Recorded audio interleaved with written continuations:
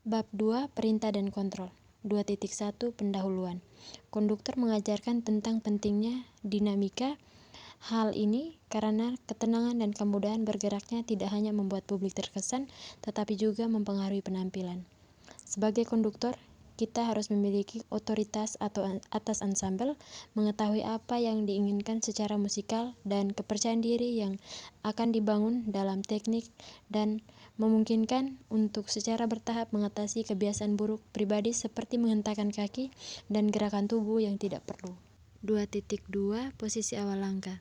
Pertama dalam melakukan adalah posisi awal yang sangat penting karena tidak hanya menentukan di mana tumit tangan berada di posisi awal. Sekarang lengan atas tidak boleh menyentuh atau menjauh dari tubuh dan harus bergerak sedikit ke depan. Jika menggunakan tongkat konduktor atau tongkat, telapak tangan kiri harus sedikit terlihat dari jari-jari dan harus lurus ke atas agar dapat dilihat oleh pemain. Jika tidak menggunakan tongkat, maka kedua telapak tangan harus seperti kiri tangan dan pastikan mengingat tanda birama terlebih dahulu, yang akan membantu mengidentifikasi jumlah ketukan per ketukan untuk setiap bagian di awal musik. 4 pola ketukan yang paling umum digunakan dalam konduktor adalah pola 2 ketukan 2/4, pola 3 ketukan 3/4, pola 4 ketukan 4/4, dan pola 6 ketukan 6/8, dan pola 12. Ingat bahwa untuk tempo yang jelas dan konstan, kedua tangan harus diturunkan terlebih dahulu sebelum melakukan hal lainnya. Tangan kiri harus disediakan untuk membantu tangan kanan dan tidak boleh digunakan berulang kali.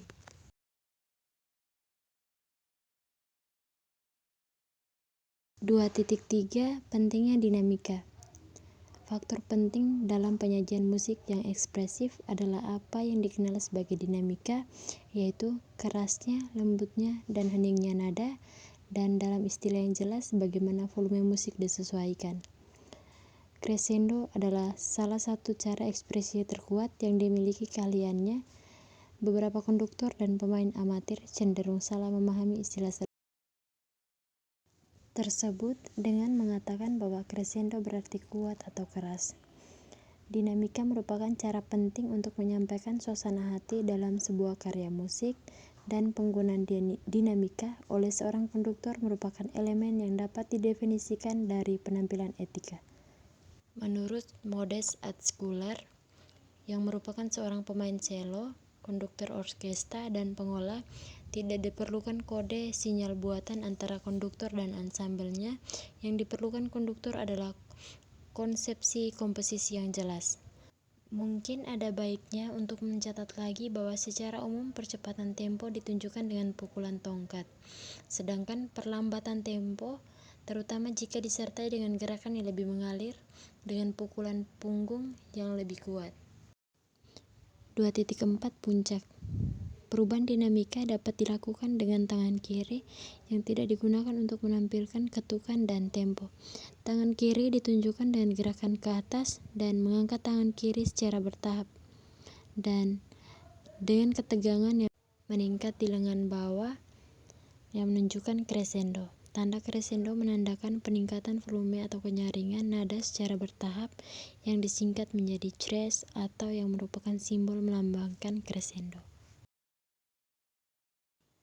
2.5 Pengurangan. Berbeda dengan crescendo, diminuendo atau descrescendo berarti mengurangi volume atau kekerasan secara bertahap dengan gerakan ke bawah yang juga disingkat sebagai descres, atau dinamika dapat disesuaikan dengan menggunakan berbagai gerakan.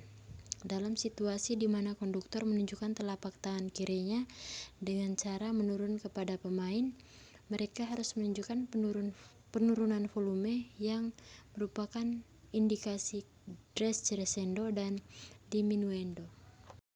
2.6 Tangan kiri. Tangan kiri merupakan alat yang sangat penting dalam memimpin dan tidak merasakan ketegangan otot di tangan kiri. Gunakan tangan kiri untuk memperjelas gaya, suasana hati, atau ungkapan yang merangkum dinamika, dan dinamika ditunjukkan dengan berbagai cara. Dinamika dapat dikomunikasikan melalui penggunaan tangan kiri secara efisien akan meningkatkan komunikasi dengan ansambel.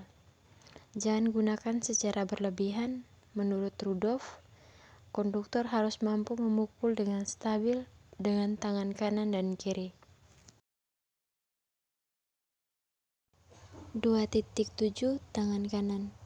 Labuta berpendapat bahwa tangan kanan berfungsi sebagai spesialis, sedangkan tangan kiri berfungsi sebagai penerjemah.